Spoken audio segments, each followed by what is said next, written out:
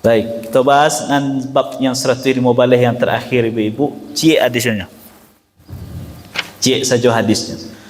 Bab istihbabi kauni saqil qaum akhiruhum syurban. Bab anjuran orang yang memberi minum adalah orang yang terakhir menikmati minuman. An Abi Qatadah radhiyallahu anhu 'an Nabi sallallahu alaihi wasallam qala saqil qaumi akhiruhum syurban. Rawahu Tirmidzi wa qala hadithun hasanun sahih. Dari Abu Qatadah, semoga Allah meridainya, dari Nabi sallallahu alaihi wasallam, beliau bersabda, orang yang memberi minum suatu kaum hendaklah orang yang paling terakhir menikmati minuman itu. Artinya awak tuan rumah kah? Kecik Nabi, orang yang menghidangkan hendaklah inyo yang menikmati terakhir. Artinya supaya nyo pastikan dahulu makanan yang nyo hidangkan, minuman yang hidangkan cukup untuk tamu yang nyo undang. Tetapi iko kembali kepada uruf kebiasaan di masing-masing tempat. Kalau di tempat awak Bapak Ibu, bahan yang rancak disuruh setamu minum kemudian awak mencari atau awak sama-sama minum. Nah itu uruf. Jadi tidaklah mesti diamalkan hadis lahirnya saja. Karena Nabi berbicara tentang budaya di mana beliau tinggal. Nah bagi orang Arab budayanya seperti itu. Dihidangkan untuk tamu, kemudian tuan rumah tak minum dulu. Hanya pastikan tamunya cukup minumannya selesai. Nah setelah itu barunya minum. Itu budaya orang Arab di saat Nabi hidup. Nah, tapi kalau untuk awak sesuaikan dengan konteks budaya kebiasaan kita. Kalau seandainya yang lebih rancak sesuai dengan adab etika negeri kita adalah tuan rumah itu menemani tamunya makan dan minum, itu yang terbaik. Ya. Tetapi kalau dalam kebiasaan sebuah budaya tertentu, yang terbaik itu menurut budayanya adalah tuan rumah itu menghidangkan, kemudian silahkan tamunya makan dengan bebas, tuan rumahnya menunggu sampai selesai, kalau ada sisa nanti makanan minuman barunya makannya minum, itu yang terbaik menurut budaya itu. Maka yang dipakai adalah apa yang menjadi kebiasaan di tempat itu.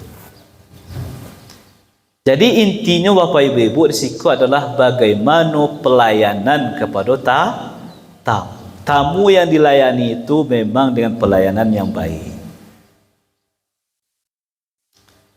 Nah, jadi betulah kata Nabi, man kana yu'minu billahi wal yaumil akhir falyukrim dhaifahu. Siapa yang beriman kepada Allah dan hari akhir, hendaklah dia muliakan tamu. Kadang ada orang Bapak Ibu ya, ada tamu ke rumah, kemudian nyo hidangkan makanannya, minuman, kemudian nyo tinggal si tamu gua. Kira-kira dalam konteks budaya awak, amu tak kita makan minum dengan ditinggal mereka. Nyepai ke lekak. Hanya kira-kira lah kalau selesai tamunya makan atau minumnya, nyepai ke muka. Rasa-rasanya dalam konteks budaya awak, ganjil rasanya. Nah bahkan ada puluh tamu ku yang ngechat ambo tak akan makan, tak kalau nak minum, kalau ibu jawab apa tuan rumah aku nak makan minum. Ada yang macam itu.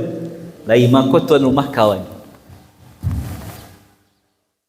Jadi cari kondisi sesuai dengan budaya di mana kita tinggal, kebiasaan di mana kita berada. Nah, itulah bab yang ke-115. Lah bara hadis kita kaji kini ke Bapak Ibu ya. Lah lumayan banyak. Ya. Aduh yang tiga buah, kemudian tambah 25, tambah 6 sabale, tambah cik tadi lah 12 buah hadis. Jadi prinsip awak mengkaji hadis ke Bapak Ibu, kalau pembahasannya butuh pendalaman, kadang dalam satu pertemuan itu hanya bisa dibahas satu hadis saja. Bahkan satu hadis baru bisa selesai dalam 2-3 kali pertemuan ketika hadis itu panjang, padat makna. Tetapi dalam hadis-hadis yang pendek-pendek, yang maknanya hampir bersamaan, bahkan dalam satu pertemuan lebih dari 10 hadis bisa kita bahas. Nah, jadi itu yang prinsip yang buat ambil dalam mengkaji Riyadhus Shalihin ko. Kalau bisa dipacapai pembahasannya, kita akan pacapai.